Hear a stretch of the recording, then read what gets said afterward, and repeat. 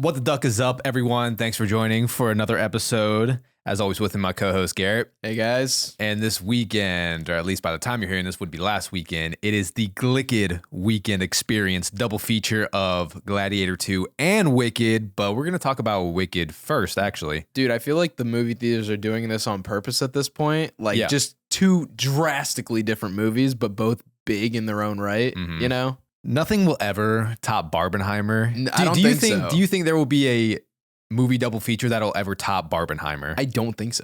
I don't either. That was big. It's also the first to do it, Yeah. but it's like I hope it like becomes a thing though. it's definitely becoming a thing. I Yeah. think with every double feature now that where the movies are like barely different from each other, they try to create this major double feature weekend, which is good for movie theaters. Yeah. So I can't be like too mad about it. But Barbenheimer, just the total polar opposite in terms of like the color scheme, the type of movie. Yeah. I mean, like, Jesus. I think it's like kind of cool though that they're so opposite and you're attracting two completely different crowds. Mhm. And the fact that Barbenheimer just became such a I feel like it was the fact that they were so drastically different that made it as big as it was. Mhm. Like, I feel like if it was similar movies, nobody really would have gave it a second thought. No, and it's crazy too because both of them being original movies, like I get Barbie is an IP and all that, but still, none of these were sequels. Yeah. You had a movie coming out from Nolan based on the book of Oppenheimer and the whole creation of the atomic bomb that almost grossed $1 billion. Mm-hmm. And then you have Barbie, starring Margot Robbie and Ryan Gosling, and just that took the world by storm, and nothing's gonna live up to that, I think. No, but I want them to keep trying because They'll definitely keep trying because it just means more money for the theaters and more money for the studios, which, I mean, at the end of the day, that's what we want if we want to keep having these movie theater experiences. Mm-hmm. I mean, I was in there today. Wicked was pretty packed, right? Saturday afternoon. Like there was like maybe 3 seats left when I bought my ticket, and I bought it like maybe 10 minutes before the actual time. Really? Of the seating, yeah. And there was like 3 seats available, and I was lucky. It was actually a good seat. It was the edge seat, so I love the edge seat. Yeah. I think the edge seat is the best seat in the theater, especially with IMAX because the IMAX screen is so big. So like that middle section, you could really sit anywhere and be fine. Did you see it in IMAX? No, but I saw Gladiator 2 in IMAX. Oh, okay. But even in Wicked, though, I did get the end seat, and it was a bigger auditorium. I always like the bigger auditoriums, but I always love getting that end seat right next to the aisle. So I got some, room to stretch out, and I don't have to, if I have to go to the bathroom, I don't have to. You can just dip. Yeah. So I always try to get the aisle seat. And Wicked was packed. Gladiator 2 was pretty packed as well. Funny enough, both times when I went and saw Wicked Thursday night and Gladiator 2 Friday night, I bought aisle seats for both of them. Mm-hmm. And it's like nothing crazy, but I just thought it was a funny coincidence. Both times when I went to go sit in my seat on the end row, no one else was in the row yet.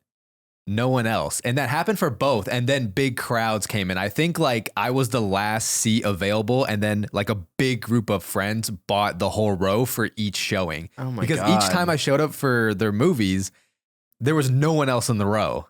And then everyone else came. At that point, did you just like stand up and you were just like go in? Or you just like awkwardly kept your feet in so they could walk past No, most you? of them went through on the other side. But okay. yeah, like I didn't have to do it for too many people. I just thought it was a funny coincidence. That is the only downside of the aisle seat. Half the time somebody gets up, you're going to end up being the guy that has to. But I'd rather do that than be the person that has to walk past 10 people. Yeah. Right. Because like I'm a pretty lean guy, so I don't have to stand up. I just get my feet back real good. But all right, you want to talk about Wicked first? Yeah, let's talk about Wicked. Well, that's the most fresh in your mind right now. Yeah. Wicked Part 1. Yeah, that surprised me too. You didn't know it was Part 1? Not when I went to go see it, no. Really? Yeah. But then you saw the title screen that said Part 1? Yeah, Wicked Part 1. Like, oh shit. Yeah. Well, that's what a lot of movies are doing right now is they're making them into Part 1 and Part 2, but not really advertising it as a Part 1 and Part 2. I mean, just like Dune did that. But then once everyone saw that, it's like, oh shit, there's a Part 1. Even Across the Spider-Verse. Before it was retitled to Beyond the Spider-Verse, it was Across the Spider-Verse Part 1. Oh, I didn't know that. And I mean, it essentially is a Part 1. Yeah. Because like it ends on a cliffhanger, just like, Dune and Wicked. And so a lot of movies are doing it was definitely intended to have a sequel, but that doesn't mean it has to be Part 1, Part 2. Like I do like the way that they're naming the Into the Spider-Verse movies, like Into the Spider-Verse, Across the Spider-Verse. I don't know. I feel like keeping the main part of the name and just like making a few changes, I feel like that also works well. Yeah, no, I agree. But all right, let's dive into Wicked, directed by John M. Chu, starring Ariana Grande, Ariana. Tomato. I don't know the right way. I think I say Ariana. If it's me, I naturally say Ariana, or I don't know what I say. Right? Now. I forget now. Starring Ariana Grande as Glinda and Cynthia Erivo as Elphaba. Now, you're not a musical guy, are you? Nope. I'm not. I'm definitely more of a musical person than Garrett. You're a musical sucker is what you are. I honestly wouldn't say I'm a sucker. I honestly wouldn't say I'm a sucker. I'd say you're a sucker. I love a musical though. Maybe. You're kind of a sucker. Maybe. What'd you think of Wicked? Did you like it? I didn't like it. You didn't like it? No. Like at all? No. What? I don't understand musicals. I don't understand the appeal. Like literally the only one that has completely won me over is La La Land. Where like I will go back and watch this movie and I love it.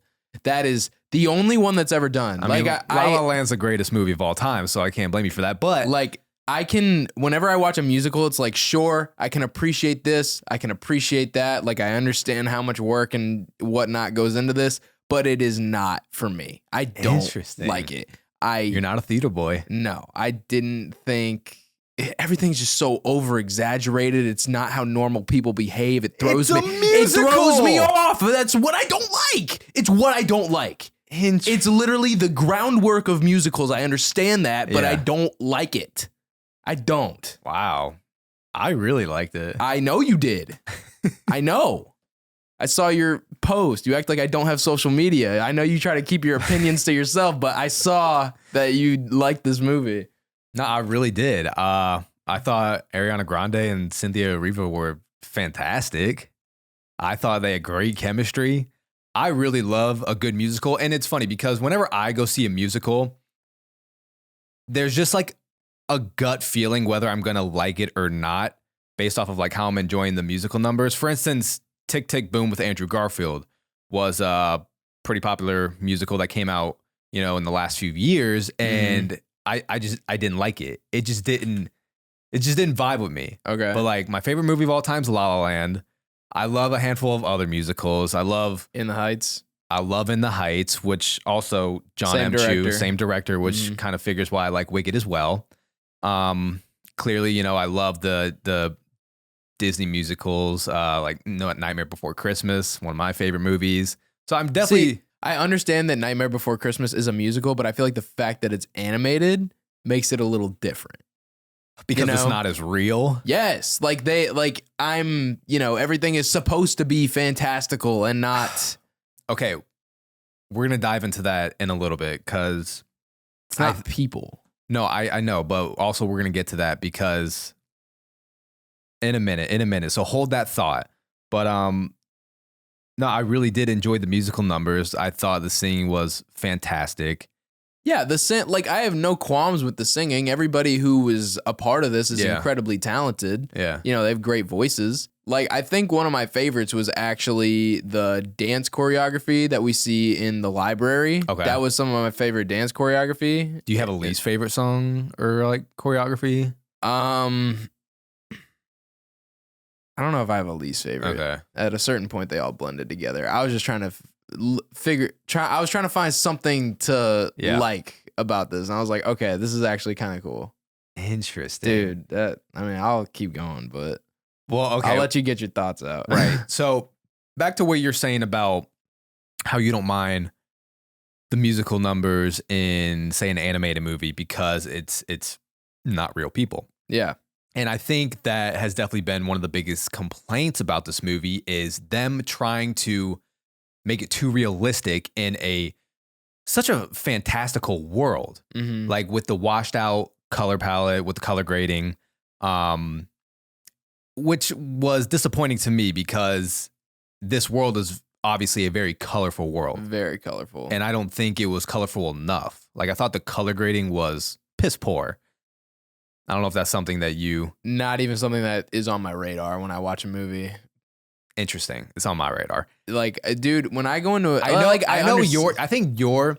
See, it's funny. Your main concern, in my opinion, this is what I get from you, is like writing, storytelling, like and dialogue. And the people, yeah. Right, and the acting. Like that's Garrett's foundation. That's what makes a good movie. Right. Like, if you don't have any of those, it's not going to be a good movie. And like, you can dazzle it up as much as you want, and you can have amazing color grading, you can have amazing music, you can have a lot of good shit.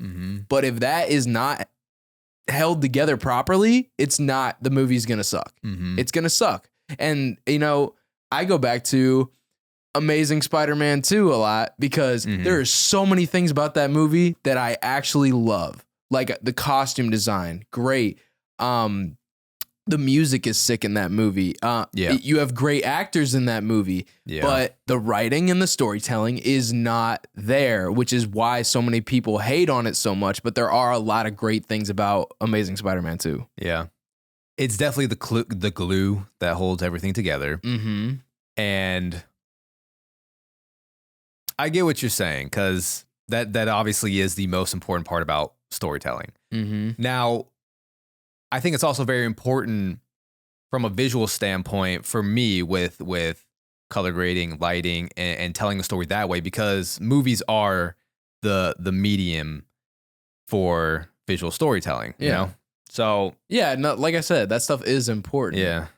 Also, one of my biggest complaints on top of the color grading was how overexposed some of the daytime scenes were. Like with the scene, the musical number in the library, and they have the sunlight just completely washing out the whole scene.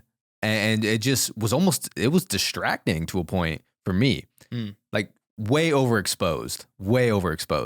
Interesting. See, if you go watch it again, like look for that stuff. If you tell me to look for it, like I can notice it, but like going in blind, I'm not gonna be able to pick out things like that. It is something that I noticed like right away. I'm like, all right, but you also do all the camera work, you work with that kind of stuff a lot, so understandable. Right. No, you're right, but yeah, I was like, holy shit, there should not be this much harsh sunlight in this scene. Yeah, it was pretty drastic. But those are my major complaints about the movie. Okay. Now, do you have other like major complaints? I know you didn't like this movie, but what are your major complaints? I didn't think it was funny. You didn't think it was funny? Nope. Ariana Grande got a exhale out of me at the most. I thought Ariana was so funny. I know that. And believe me, the crowd I was with thought she was funny too. Oh my God, bro. Every time she did anything, cackling from this one girl in the theater, I was like, really? It didn't appeal to me. The humor didn't appeal to me. The entire, like, I get it's her character, but I don't understand, like, Glenda was like, I guess I don't know what her role was. Like, is she supposed to be like her just purpose? Like, yeah, like, is she supposed to be like the antagonist? Is she supposed to become our protagonist? Because like, I was expecting a major change in both characters by the end of the movie, which I didn't really see. Well, which I'd assume we get in part 2. My God, 2 hours and 40 minutes ain't enough for you? Jesus Christ. I can hear the complaints on that. Bro, now, like, are you familiar at all with the play? No, I'm not actually. Okay. I mean, and I'm not too familiar with it as well. Obviously, I knew enough to where I appreciated some like moments in there in the movie and like cameos. But so yeah, it's a play that is based off of the book Wicked. And I mean, yeah, it is, set in that Wizard of Oz universe and just another. Are they in school in the Wicked play? I can't imagine they are. Yeah. This is like, so a lot of this is like almost from the play. The play. Yeah. Oh yeah. No, every song is from the play. Every song's from the play. I mean, like I said, like the musical numbers were good. Like the singing was good, but I feel like even sometimes it didn't really like add to the story. But yeah, I mean the foundation of the story in Wicked in the movie is, you know, the same as the play and the book, as to where, you know, it's a different perspective of the Wicked Witch of the West and, you know, her rise to becoming the villain of Oz. Also, yeah, I guess I'm like kind of sick of this trend in Hollywood. The trope of a misunderstood misunderstood villain, bro. I'm like, can the villain ever just like be a villain for once? You want evil, just pure evil back? Yes, like give us somebody to hate. I don't know. That's why you love the Penguins so much? Yeah, bro, they don't all need to be understood. Like, I can understand them as a person. That doesn't mean I have to like them. Right. Like, Penguin, not a likable person in the slightest, especially after the finale, but great fucking show. Right. But I mean, here's the thing. There's no way you're going to give us a movie like Wicked and have like that. That's literally just not the point of Wicked. I understand it's not the point. You know, it's to humanize the Wicked Witch of the West. And I'm like, there just needed to be some like sparks of evil in here, because something to push someone over the edge. Yes, because especially if there's gonna be a part 2, like you can't give me this movie and then tell me in part 2 like she is gonna get that evil reputation. And I honestly, part of me doubts that they'll even do that. I feel like they're still gonna make her sympathetic somehow in this part 2.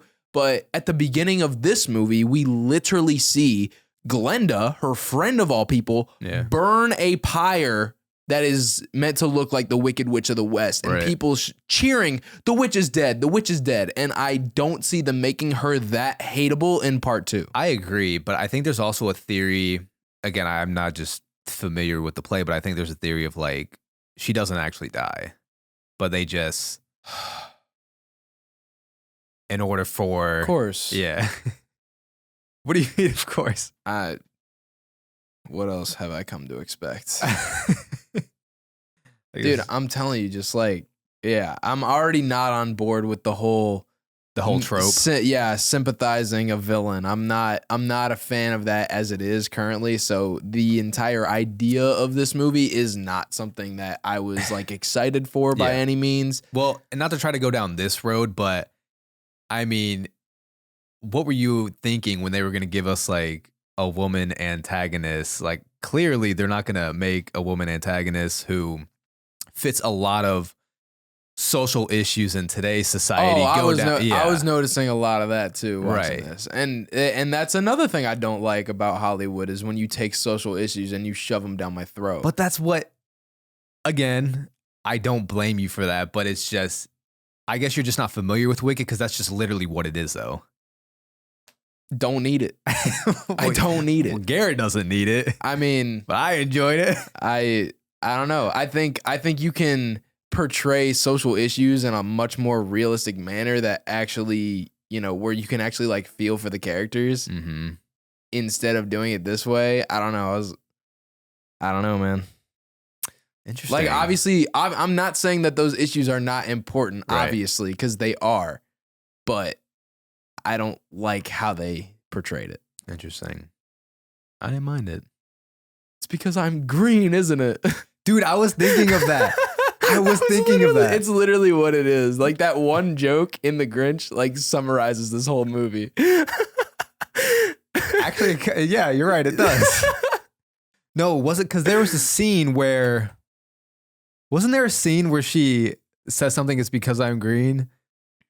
I mean, I don't know. There was one scene in Wicked where I just immediately thought of Jim Carrey's, it's because I'm green, isn't it? I immediately went to that. It's a great line. It is a great line. Which I don't think she was like green enough too. Yeah, I mean, with the color palette, I mean, I think you're right. Yeah. Honestly, like the makeup probably was enough. It just, she wasn't like, maybe. Yeah, the camera work afterwards. Yeah, the post editing. Yeah. Because I mean, even with the Grinch, they followed him. They followed him around with a green light. He was super green. Yeah, but they followed him around with a green light to make sure that he was that vibrant. That's cool. Yeah.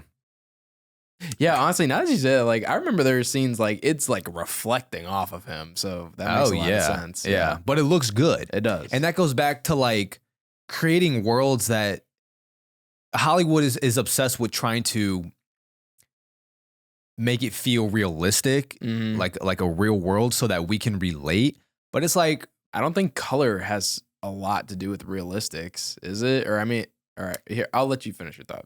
Well, I'm just saying, we don't come to the movies to like enter into the world that we're already dealing with. I like seeing, when I go to the movies or like whenever I watch a movie, I very much do like seeing an exaggerated lighting, exaggerated color palette. I like it just looks cool. Amazing images that you're not going to see in your everyday life. Exactly. Yeah. Exactly.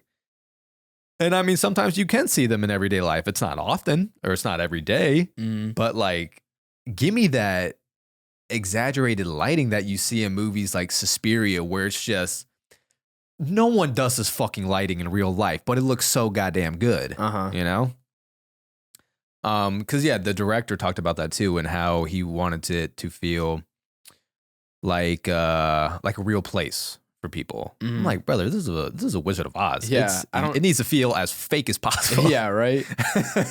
I mean, I guess I just don't understand Wicked, because like, I think that's the main thing. Glenda's character, I mean, obviously she wasn't supposed to be very likable throughout the movie. Which just seemed odd.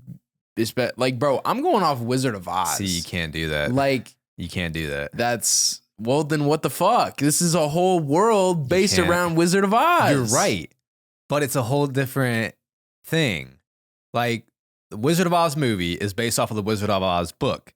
And then Wicked, the book, is based off the Wizard of Oz. But then the Wicked play is based off of the book. And now the Wicked movie is based off of the play. Jesus. So Wicked is definitely... You ever play the game Telephone? No. You haven't? Is this a quote? No. You ever play the game Telephone, where you sit in a circle with people, you start with the first person who has the real message, and you tell it to people around the circle, and by the time it gets back to the front of the circle, the message is completely different. Oh yeah, I played that. Yeah, I think that's what's happening with all these fucking iterations of an iteration of an iteration. Well, you can't just keep having the same iteration over and over and over and over again. Well, I think the quality is dropping. I mean, the quality could drop if you tell it the same story over and over and over and over again, depending on who tells the story. Storytelling is an enigma. Should start doing it. No, see, that's the thing. You cannot go into Wicked based off of the Wizard of Oz. Now, I did rewatch the Wizard of Oz before seeing Wicked. Did you? Oh. I've seen that movie plenty of times. I mean, like... Have you watched it as an adult? Yeah. Yeah? Yeah. Or like as a teenager, at least. Okay. As you can see, Wizard of Oz still got the VHS back there. That was a staple in our household for sure. And I hadn't watched it as an adult yet, just because we had seen it so many times as kids. And when I went and rewatched it before Wicked, I didn't realize how nostalgic the movie is for me personally.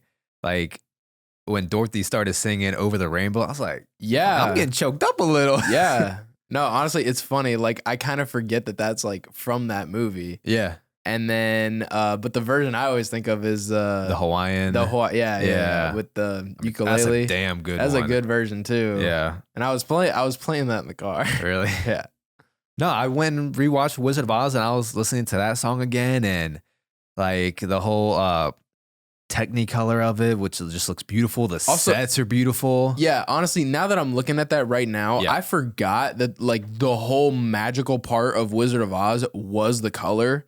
And what the fuck is the deal with, let's make this more realistic and like tone the color down? Are you kidding me? Right. You're doing a movie that's based on the world of Wizard of Oz that, had this amazing color, and you're bringing it to the big screen again, and you're not going to go all out with the color palette. That kind of pisses me off. Oh, 100%. I think it's just a big problem in Hollywood period right now, with big Hollywood blockbusters and the way they looked. And it's a shame too, because like pretty much all the sets were practical and were huge. Yeah, looked amazing. Yeah, the sets look great. No, but it also had like this CGI gloss to it. It was weird. Even though the set was practical, like the train, the Emerald City train was practical. 16-ton train that they had. But the gears and shit moving, but there's no way that was real. Right. But I'm saying everything for the most part was practical, but it just had this weird CGI gloss to it. And like you said, with The Wizard of Oz, you're making a movie based off of this world created in that. And it's like, we don't need it to feel real at all. Like, go all out with the color. And going back to earlier, how some of the scenes during the day were just so overexposed. And I'm like, this is distracting. It just threw me off. Not distracting enough to where I disliked the movie. Like, I really enjoyed the movie, but I was shocked for sure. One thing I also thought was weird is like how Glenda was like she kept like adding pieces to her wardrobe that ended up being a bad thing. Like she gave her that hat out of malice. Right. It wasn't with good intentions. And then the cape was so weird to me. She's like, "Oh my God. Wait, what? Elfie? Elfie, yeah. Yeah. She's like, "Oh my God, Elfie, you're trembling. Let me get you this fucking cape that's long enough to cover 3 people." And right before you're about to fly out the window, I like the cape. I mean, it looked cool once she had it, but the way she got it, you just saying. So it seems like, and I was able to surrender some of that because it is a musical. So again, it's not the perfect musical. I think that's why La La Land is the perfect musical, because a lot of the musical numbers and actions in that film really progress their characters and make a lot of sense. And that, like, dude, I'm telling you, like, it's the logical side of my brain. Yeah. That like, it's funny. We were arguing about this earlier in the week. I told Garrett he's a very logical person. Yeah. And it's the logical part of my brain that doesn't like musicals, because I'm like, who the fuck is doing this in, like, you're just like making a public display of yourself. Oh, don't even get me started about that fucking dance. This fucking bullshit. Are you kidding me? I hated that. What's wrong with the Hated it. Did you get like secondhand embarrassment? Yes. Too much of it. Because I'm like, who does this? This is like Michael Scott bullshit that doesn't have this kind of like social awareness. I'm like, any person who's getting shamed for what they're wearing in the middle of a dance isn't going to start doing this weird hand technique bullshit. They're going to run out crying, which is what she should have done. But it gave her an opportunity to make friends. No, fuck that. No, it just it all goes back to like the social themes in this movie as well. What social themes did that cover right there? That I get being an outcast for a multitude of reasons. Right. What outcast is doing that? Garrett's logical part of the brain does not like this movie. I don't care how much flack I'm gonna get for this. I saw the Rotten Tomatoes was 89% for this bitch, and I was not happy.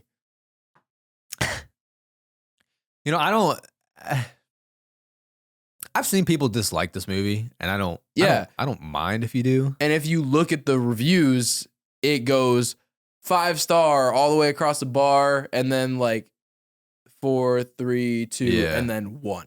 Yeah, it starts to get lower. What I'm saying is like, here's the amount of 5 stars, here's the amount of 4, 3, 2, and then here's 1 that comes back out. It's either you loved it or you hated it. I see what you're saying. Yeah, some people that I thought would like it didn't like it. Some people that I thought wouldn't like it liked it.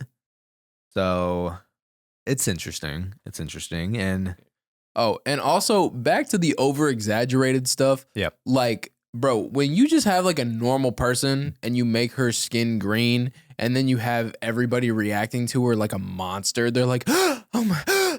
Yeah. Like every time they see her, that got old so quick for me. Didn't get old for me. Didn't like it. Interesting. I mean, people do that with the Grinch. He's covered in fur. So? And he's green. No, dude, he has a much more like monstrous and intimidating appearance than what the fuck is her name? Elphaba. Elphaba. I can never remember it. I don't think it's that different. I don't think it's that different. I think it's pretty different. I will say, I think and she's also not helping her case by wearing black all the time. I'm like, everybody in this world wears. Look, I understand. Garrett just hates the theatrical about this shit. I understand. But it's just, it doesn't click in my brain. It's not something I'm going to be like, yeah, I want to go watch this. Like, I would I would prefer to watch any other movie. Wow. Any other kind of movie. Interesting. I can even find the appeal in like rom-coms, and that's not like my main thing to watch, but I can watch a rom-com and enjoy it. Wow. Interesting. I'm shocked. I mean, I kind of am, but I'm not. You ever seen the Muppets movie? Which one? The like with real people with Jason Sudeikis? No. Oh wait, is it Sudeikis? No, Jason Segel? Segel, yes. Because I know he's like a musician as well. With Jason Segel? No. That's a musical. I like that more than this. I haven't seen it. Yeah. Interesting. I do hear the Muppets movies. Am I a Muppet or am I a man? Yeah. I fucking enjoy that more. I do hear the Muppet movies are pretty great. They're good. Especially the Christmas one. Mm-hmm. So maybe I'll have to dive into that because I am a musical guy, so I'm kind of surprised I haven't. Interesting. Dude, I'm telling you, it's like it didn't click. Wow. Nothing was clicking.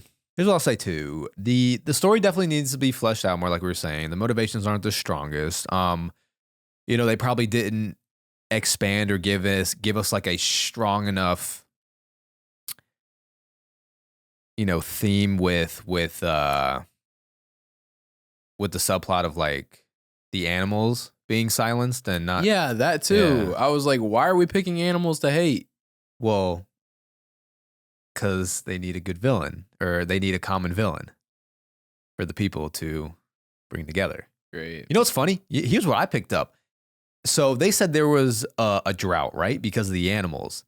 And this was a very small thing, but when Michelle Yeoh's character, that fucking witch, when it was gonna rain, and she was like, oh, weather's my specialty, and she makes it sunny again, doesn't rain. I'm like, this bitch is the reason of the drought right here.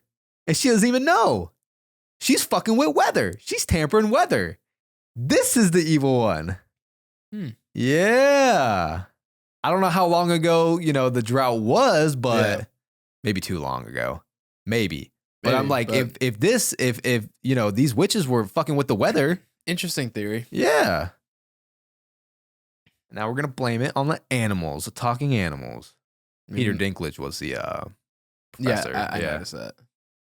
He has a very recognizable voice. Yeah, at first I was like, who the fuck is this? Because I know the voice. I'm like, I figured it out pretty quick. Yeah. Once I was trying to like imagine that voice with some scenes I'm familiar, like lines I'm familiar with. I'm like, okay, I got it now. So I think there definitely needed to be more focus on that subplot. Mm-hmm. I think it was I was going to say they can, see what worked and what didn't work moving into part 2. But I'm like, they already filmed part 2 for sure. They film those movies back to back. But hopefully they learn with the color grading, and kind of too late to work on the fucking lighting if they already filmed it. But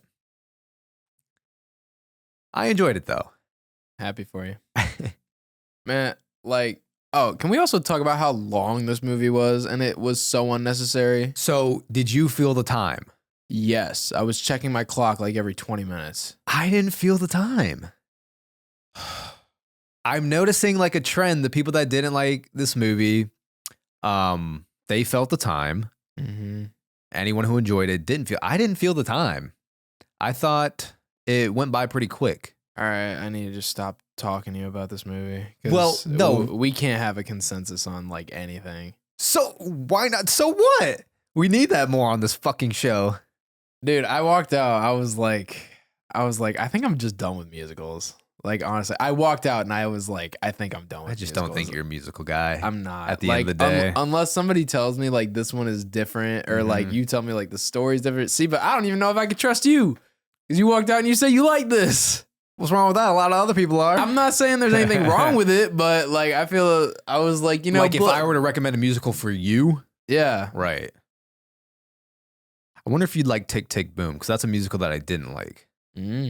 Costume design was great, which makes a lot of sense because the costume designer, Paul Taswald, was the designer for, he has a Tony for being the costume designer for the Hamilton play. He has an Emmy for being the designer for The Wiz Live, and then he has an Oscar nomination for costume for Spielberg's West Side Story that came out in 2021. So good track record there. Costume looked great. That's all I got. There were a lot of good things like around this. Yeah. That we're good. Like you said, costume design, but and the all that nucleus. Stuff. Yeah, the nucleus. Yeah, the nucleus was a piece of shit, and you built on that. Interesting. All right, very different opinions here on Wicked. Do we want to talk about Wizard of Oz at all? Man, we still gotta get to Gladiator. We got a whole movie to talk about. I do love Wizard of Oz. Yeah, though. I like Wizard of Oz too. But after rewatching it, I was like, damn, I really do like this movie. Monkeys were scary. They are. Dude, and you know what? I was watching this though, and I was like, bro, Wizard of Oz horror movie would kind of go hard. I feel like it would go hard. You'd obviously have to make it like a much darker world. Ooh, like a Nosferatu Wizard of Oz. Something like that. Or I was thinking about like how everything is so, like picture perfect. Yeah. Like, what if that's all like a facade for something a lot darker going on behind the scenes? Well, that's really what the Wizard of Oz is, because I mean, it is. I know, but I'm saying like, what if it's covering up something darker even darker than that? Yeah. Yeah, because Wizard is always just a fuck. Yeah, he's always been a fake. Yeah. But I feel like it'd be cooler if it was like covering up something a lot more fucked up. Right. Yeah, Wizard of Oz, great. And I didn't realize too how thick of a Jersey accent the lion had. It was like, which one of you is voiced? And I'll need to rewatch it. Fucking thickest Jersey accent. He's like, he said deserved or like, that's it's funny. Crazy. That's funny. Dude, honestly, I don't think I'll ever be able to watch The Wizard of Oz the same again, though, just with like how much shit went on in the production of that movie. So I thought that too, but you just like kind of got, once you watch it again, you like just dive into that crazy world. You kind of forget about it, but no, it is fucked. It is. Like, bro, Judy Garland was like on massive drugs, trying to keep like her figure nice and trim and all that. I heard, like, saw that she would take pills to go to sleep and then to wake up to work. And, she was on a diet of chicken noodle soup, black coffee, and cigarettes. Yeah. Like that shit. The lion's costume is made out of like an actual lion. Yeah. And it weighed a ton. And the face paint caused like severe damage for the Tin Man. Well, and the first guy got an allergic reaction, and then they recasted him. Yeah, and then also the Wicked Witch of the West got burnt because her face paint was like flammable, and then she got the burst of flames, and then she got severely burnt from that. I was like, God damn, they used asbestos for the snow. Yeah. One part I didn't realize too is that they said a lot of the Munchkins actors would get like belligerently drunk after and would show up to set hungover, and like a few of them tried reaching up Judy Garland's skirt. That's crazy, bro. There was a time where the studio just had to keep bailing them out of jail because like they were a very crucial part to a scene. Oh my God. And I also did think that was weird too. Why was Munchkin Land not Munchkins in Wicked? You fucking know why. Do I? Because I know that's like a whole controversy in Hollywood. Right. But it goes both ways, doesn't it? Like you're taking jobs away from people of that size. And then, like, and people were getting mad about Colin Farrell being casted. Sorry, Penguin is fresh in the mind, but people were getting mad about him getting casted as like as a bigger dude with the makeup and all that. Right. It's like, make up your mind. Are you going to take jobs or give jobs? Right. Make up your mind. Hollywood's funny, bro. Why is that offensive? I don't get it. I don't know.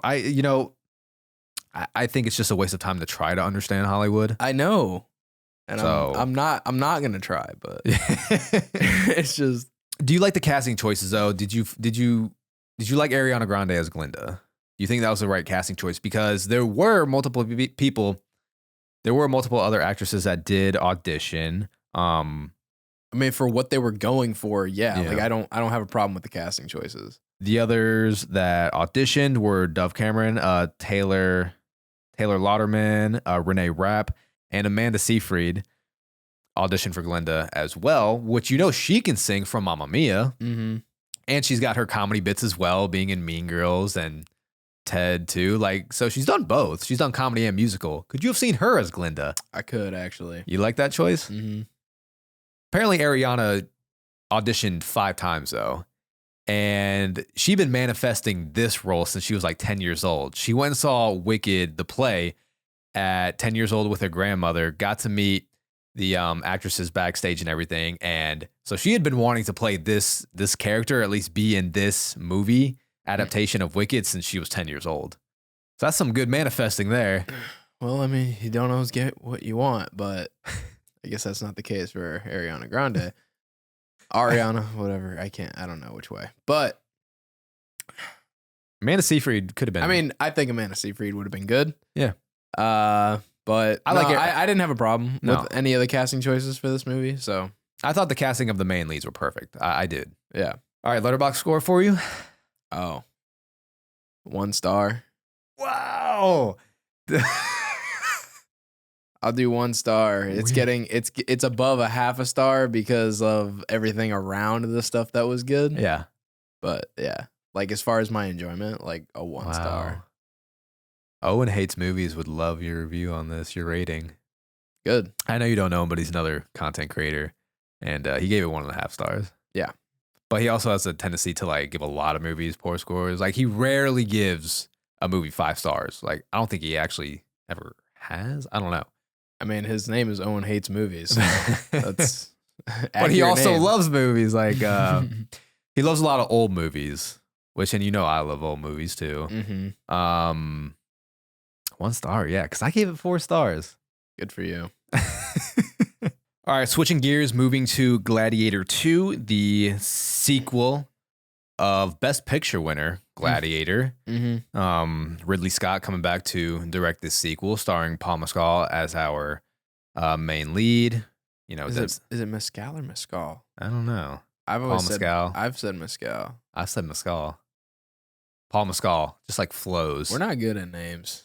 Who is, to be honest? Because like we're from America, we could say it different. Even different parts of America could say a name different. And then you got fucking Europe, which could say it different as like.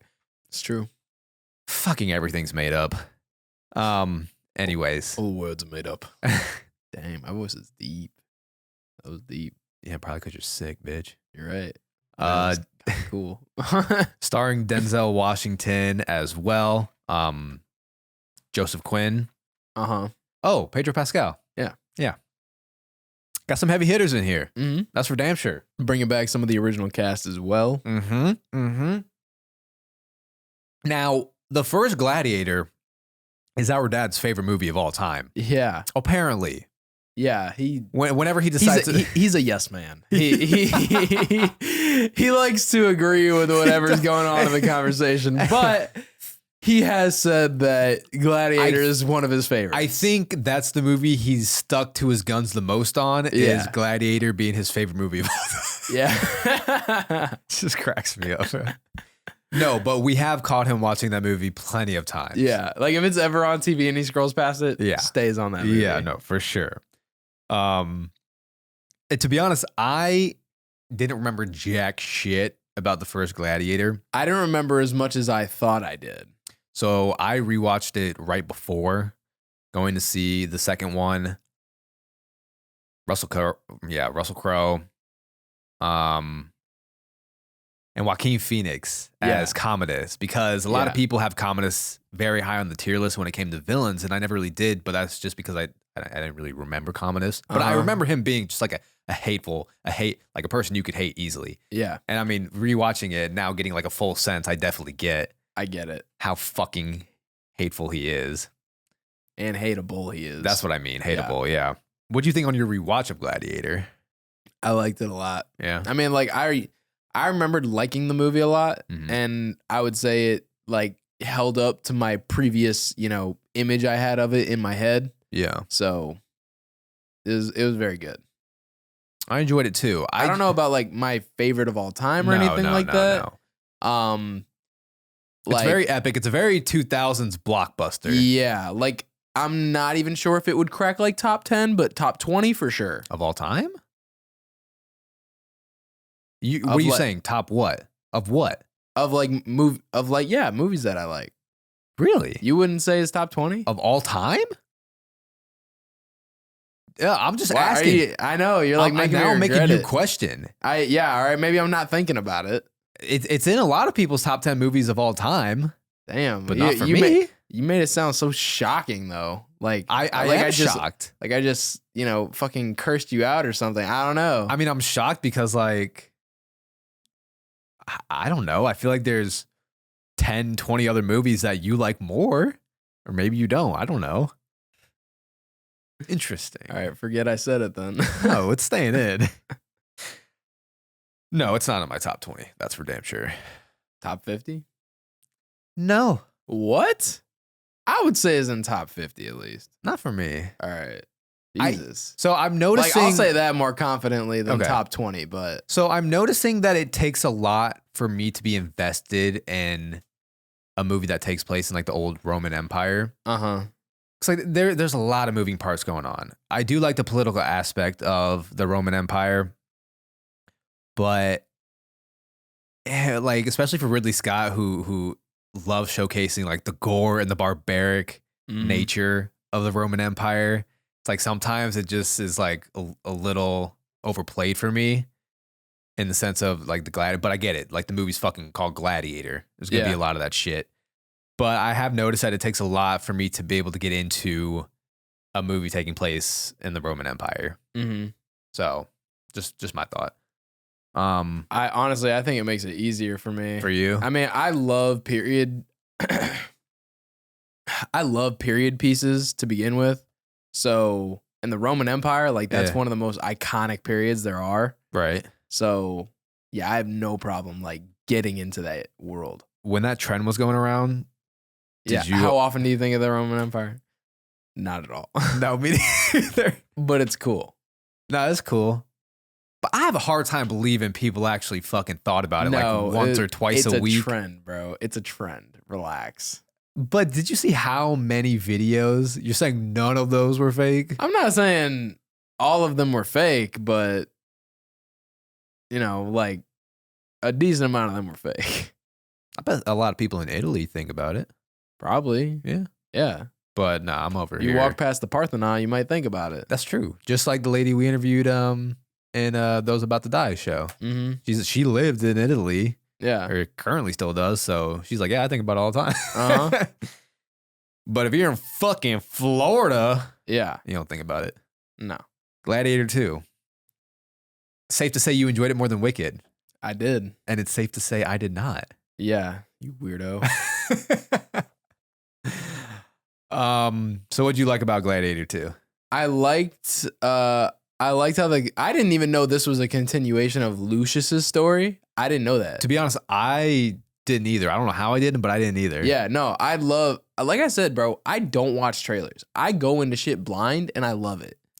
Yeah. Because like even something like that, like that's something I feel like was common knowledge before people went in. I think so. Yeah, like people knew that. So. I'm sitting there like, I didn't know that. And I feel like that was a pretty big turning point in the movie is like, oh shit, that's Lucius. I was very happy I didn't know that information. Yeah. So I liked the reveal of that.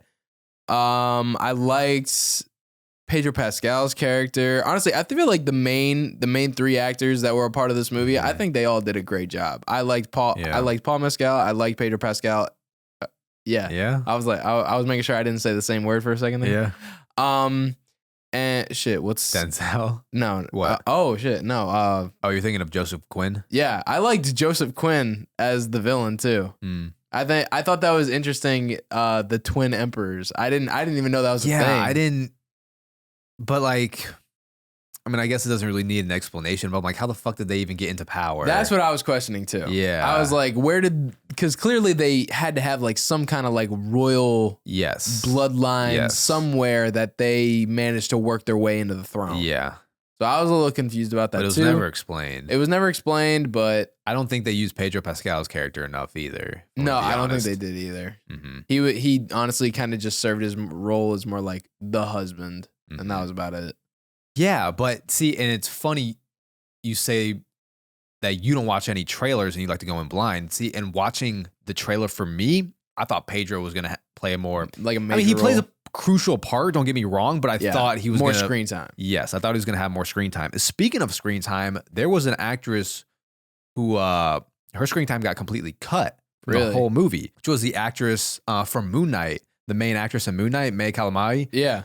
She was in she filmed and everything and was apparently like casted as a important role. All of her scenes got cut. Interesting. And no one knows why yet. Ridley Scott hasn't clarified why those scenes were cut. Apparently, the director's cut would be 4 hours long, so maybe her scenes would be in that one and a subplot that would work for the director's cut, but I guess wouldn't work for the theatrical cut. But all the news reports was that she was casted for an important role. Strange. Yeah, but everything got cut from her. I think one of my dislikes of this was it was very repetitive of the first movie. I felt like that's why that's what I didn't like. That definitely hurt it. Very formulaic sequel. Yes, it definitely holds on to the first one a lot. And because I was watching it and they were trying to like plot again to overthrow, and I was like, damn. Y'all suck at coups that you failed twice. Y'all suck that you can't do this. And to be honest, so from the first Gladiator, was it implied for you that they had a kid? Like that Lucius was Maximus' kid from the first one? No. Well, so there was an implication that they were together at one point. And no, that was definitely a turning point. Yeah. I mean, it worked for the movie. I feel like doing a sequel, especially after so long, like obviously it's not gonna be perfect with how they integrate. But I mean, it worked for me. Like I didn't really have a problem with it because they were like, we knew they were lovers, but it kind of undermines like Maximus's character. I mean, he had a wife and kid and they were around the same age. Exactly, which means he fucked around and knocked her up. Exactly, they're around the same age, which kind of doesn't make sense. I mean, I think he saw her more because he was always at battle and away from home. So maybe he saw the princess just more, but I don't know. It kind of takes away some of the motivation that he has in the first movie where like everything he's doing is for his wife and kids. I mean, I don't know. You know what I mean? Yeah. I mean, clearly if he did do it, like he regretted it. I feel like he did regret it because like I don't think Maximus needed to be Lucius' dad for this to work. I agree. I thought that part was cool, but at the same time, it didn't need to happen. But it makes like more sense if we're gonna do a sequel to Gladiator that it's Maximus's like legacy getting carried on. But yeah, honestly, like when they did Gladiator 2, I was like, honestly, like Maximus's story is like kind of done. I was like, I didn't know how they were going to continue that, if they even were. I mean, they held on to it for sure. They did. Because I was like, because a gladiator can be anybody. Yeah. And that's actually like kind of the cool part of it. Yeah. Is, anybody can be a gladiator. I think where this movie lacked for me though is like Lucius's anger and shit that they were talking about. I wasn't 100% buying it. You weren't sold on his rage? Not 100%. And also part of that I feel like was because like we knew his wife for like 10 seconds before she died. But I mean, same thing with Maximus. Yeah, true. Yeah. But maybe it's just the Russell Crowe effect. Maybe the Russell Crowe effect, but also like it was very dramatic how his family died. Like it wasn't just his wife, it was his wife and kid. Yeah. And he literally went there and saw their hanging bodies, burnt and all that. And not to mention, we also had Joaquin Phoenix, Commodus. We also had him taunting him Yeah. Like, I feel like a lot of that added to why it was so believable with his rage. Yeah. Versus like an arrow to the chest. It's like, yes, that's your wife and she's dead now. It's but also just war at the same time. It's also just war. Yeah, it was also just war. It wasn't done like out of malice. Right. Really. Like it was literally like, there's an archer, kill her. Right. Like that was literally it. And that was his whole motivation for being angry with. As to where Russell Crowe's, it was malice. Yeah. Like he was like, promise me you'll take care of my family. They'll meet you in the afterlife. Yeah. Don't worry, buddy. Yeah. Yeah. No, like there was... The motivation's a lot more believable. Yes. Mm-hmm. So I think that was a big part of it. Like, it's, obviously we're going to draw similarities here because they clearly were... it was almost like they were trying to go shot for shot with the first one. No, the similarities are very... apparent. Yes. So that was one thing that bugged me. Oh, and then like his... Also, another similarity between him and Maximus was the leadership. And I was like, didn't really give us much of like the leadership background either. Like clearly you could tell he was in like a position of command in his army at this like village that he was at. But at the same time, I'm like, we saw this like one battle versus like he wasn't even the leader of that battle. I know that. Yeah, he wasn't even the leader of that. He was just like kind of like a lieutenant, I guess, if you want to call it. Right, like sergeant. Yeah, like he was just all, like a little step up because he was like giving a motivational speech and everything. Yeah. Whereas Maximus, like this man was the general. Right. And people looked up to him. Like he had a reputation. He had won battle after battle. Like I feel like that reputation and how much they talked him up, like kind of, solidified his status. Yeah, I can agree to that. And why people looked up to him and like... like clearly everybody in that army looked up to him, but like he clearly took those commanding skills to the Gladiator pit, which is exactly what Lucius did as well. Mm-hmm. But I feel like they just didn't display his they didn't display those qualities enough beforehand for me to believe it in the pit. Yeah, and I think one thing that kind of saved the storyline for me was like Denzel Washington's character's political aspirations. Yeah, I liked him on this. What would have made it even a little cooler too is if we did find out who he really was and maybe a little more insight and backstory to his motivation, because there was a line where he said, where Paul Mescal was like, "Who really are you?" And he's like, "You'll never find out." Yeah, I'm like that's interesting. But it doesn't go anywhere. No, that would have been interesting. Yeah, I think there's a lot there. That just isn't expanded on. There was some missed potential for sure. I think so. But I did enjoy this movie. Yeah. No, I mean, I enjoyed it. Like, I know I said I didn't like it as much as Wicked, but I still give it like 3 stars. I like the arena scenes, obviously. Dude, the boat battle was pretty cool. And that was the scene that was like stirring up headlines because a historian said it's just Hollywood bullshit. Like it would never happen. I'm like, no shit. Yeah. Like, I was in the middle of the movie. I was like about to look it up. I was like, did they fill this shit with water? Because I was like, there's no way. No, they did not fill the Coliseum with water. Pretty cool though. Right. No, it is cool. I mean, it's just Hollywood bullshit. But sometimes you need that in a movie. I think it's pretty evident that, Paul Mescal he's next in line for sure for being the next big star in Hollywood. After his amazing performance in After Sun the other year. And now he's shown that he could also grasp everyone as the main lead in a big Hollywood blockbuster. He's done the indie movie and now the big Hollywood blockbusters. So, clearly he's next up in line for the big star. I will say for him being like in Greece and everything though, his nose fit perfect. That's a Greek nose right there. Yeah, no, he's got a good face structure for like you're saying, like an old time Greek for Rome, because that was like a very common trait was that like bridged nose. Oh really? Yeah. You kind of notice it in the statues as well. Uh-huh. Yeah, no, he's good. He's good. And I like that. Clearly he put on, I think it was like 20 pounds of muscle for this movie. But it wasn't like enough muscle to where it's like too much, because during that time it's like, okay, how am I supposed to believe that this dude is like this fucking ripped? Like like Gerard Butler and everyone in 300. I'm like, all right, everyone in here is shredded. What the fuck is their workout routine in goddamn 180 AD? I did like that. I noticed that. I was he's like, you know, obviously fit. In shape. Yeah. But he's not like an overwhelming, you know, just like absolutely shredded.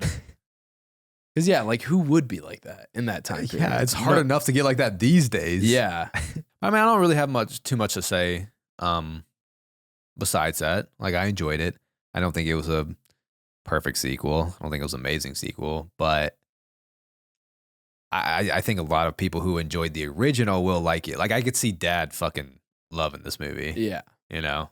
It'll touch on a lot of those heartstrings from the first movie. Yes. So yeah, no, I agree. When you see Denzel on screen, he seems out of place.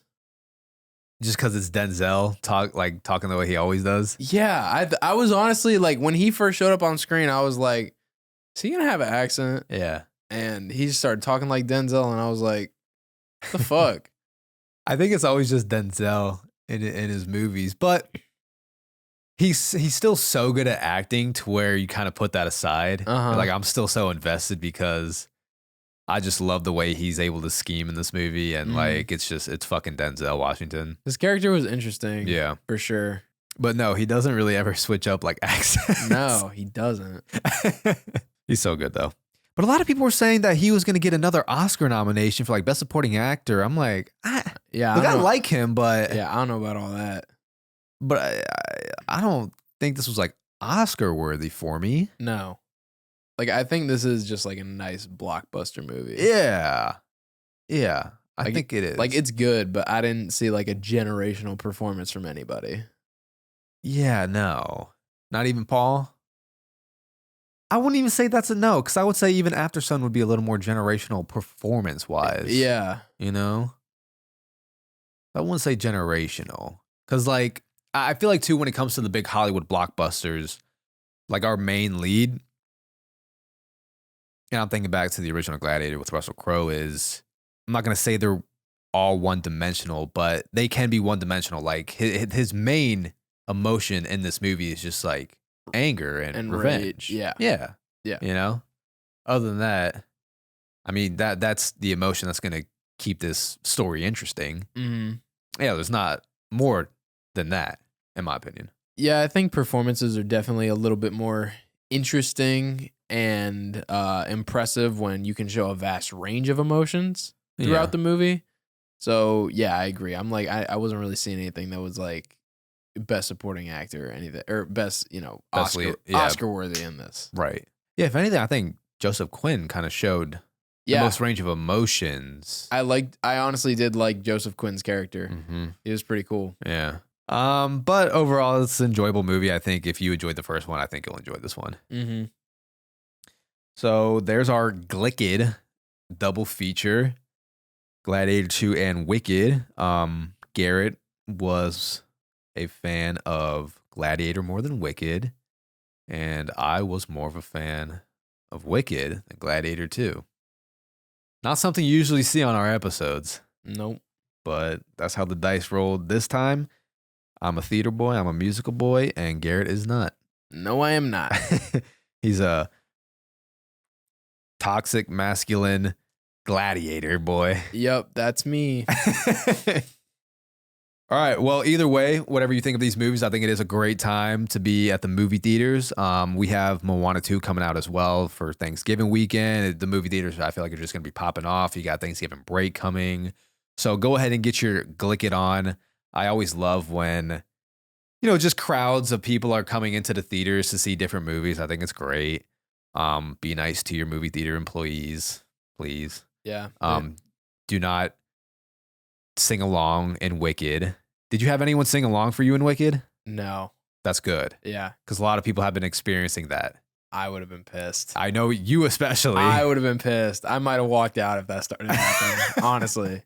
Like, bro, like halfway through, I was like, I could really walk out of here and be happy. Oh my. Dude, there was just nothing. Like I said, there was nothing for me. Nothing was making me want to stay there other than like, I know I have to watch this for the channel. Well, different story for me. I enjoyed it, but thankfully no one was singing along in my theater as well. Like if you know the musical numbers, just lip sing, please. Do not start singing. Not everyone needs to hear you sing. I'd rather hear Ariana Grande and Cynthia Erivo sing. I was happy no one clapped at the end either. I was like, thank God. Oh, people clapped at the end of mine. Or maybe I walked out before they could. You know what's funny? Well, did you ever know about the whole controversy that was going down with Ariana Grande and her like boyfriend now, Ethan Slater? No. So I don't keep up with. I know you don't. I know you don't. Ethan Slater, who plays SpongeBob in the Broadway musical, SpongeBob. Mm-hmm. So there was a whole controversy that went down because he had been dating his high school sweetheart since like 2012. They got married in 2018. They had a kid together in like 2022, 2023. And while all this is happening, he's having an affair with Ariana Grande. So Ariana Grande is a homewrecker and they're publicly dating now. So when Ethan Slater first came on screen in Wicked, he was the dude from Munchkinland, the redhead, which also really Ariana, that's your man. Yeah. Anyways, when he came on screen, there were some people in the theater that went boo. I was like, oh, these people are clearly the people that keep up with Ariana Grande's, personal life. That's so funny. Yeah, I had no idea about any of that. So I thought that was funny. I mean, that was funnier than anything in the movie. No, that was funny, man. All right, well, that's going to do it for this episode of DuckTakes. If you made it this far, thank you as always for listening. Make sure to give us a rating and review on Spotify, Apple. Always helps us out. Make sure to go check out our Patreon for bonus episodes. Make sure to check out our merch as well. If you join our Patreon, you get a discount code. And make sure to check out our new TikTok sports channel as well called Duck Duck Hike. Me and Garrett have always grown up playing sports, love football. You're like, you know what? Let's make a channel out of it. And I feel like we've been talking about, like, we had that idea a few times, and this time we're like, we wanted to do sports stuff on here. We did, but we're like, it doesn't fit. Yeah, we were like, let's just do a channel then. Yeah, we're like, fuck it, let's just make a new TikTok. So that's been a lot of fun. So if you are also a fan of sports, a fan of football, make sure to check out our new TikTok, Duck Duck Hike. And we will see you next time on DuckTakes. See you guys.